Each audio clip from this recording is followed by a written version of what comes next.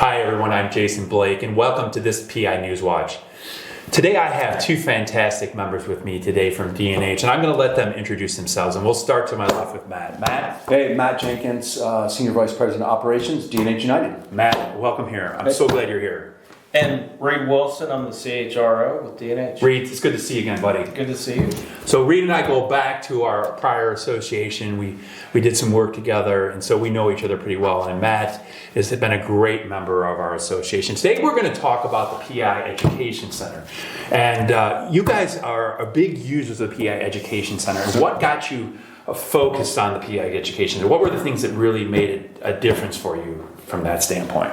Yeah, so for us, when we started using the Education Center, we've used it for quite a while. Okay. And it's been an integral part of our business. But I would say, a couple years ago when we really started growing our technician base and we really started having to hire from outside the industry, we use the 101 and the 102 as a core base for our new to industry technicians, right? And so every new to industry technician that comes in, basically it's the 101 and the 102 as a base level. Perfect. Before we even go into our next level of tech training. And for us, it's a great starting place, right? It basically, from a vernacular, just learning like what's the difference between an STP and a sump, right? Because some folks don't know.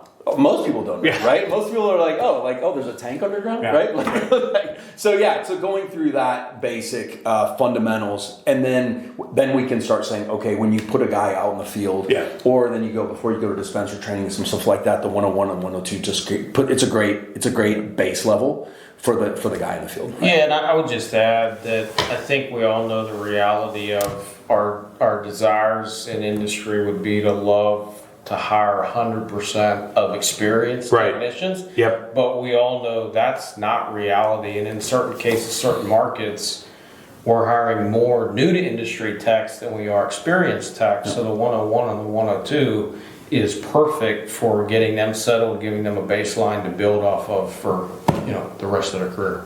Well, Reed, I'm curious because you have a lot of experience with this, and training is the essence of the business, and if you do it right, you get a better value in the long run. How has it impacted your business? Well, like I say, we like it for the baseline, right? Okay. It's not, no one course is the end all be all, but it's the starting point. It creates consistency. It allows one new to industry tech to talk to another new to industry tech, compare notes, and build off of each other's learnings. Great. So you guys started utilizing this about 2 years ago. How long did it take for you really to become a core piece of it, and how long did it take to kind of implement it?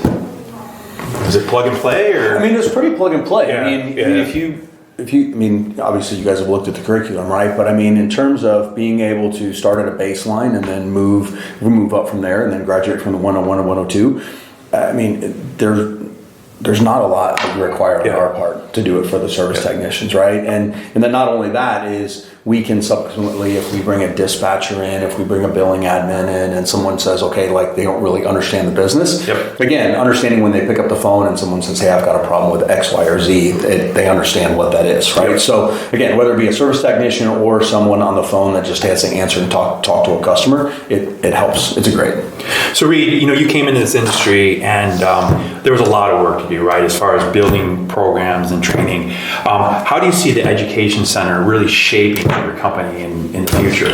I would say it's, again, foundational because being in a niche industry and being, whether you're on a smaller side or even on a larger side, having the ability to add resources to train on dedicated specifics sometimes isn't cost effective. So we're much better to leverage something like what PEI has put together. We know it, we trust it, and it doesn't require us to add human capital to execute that type of training.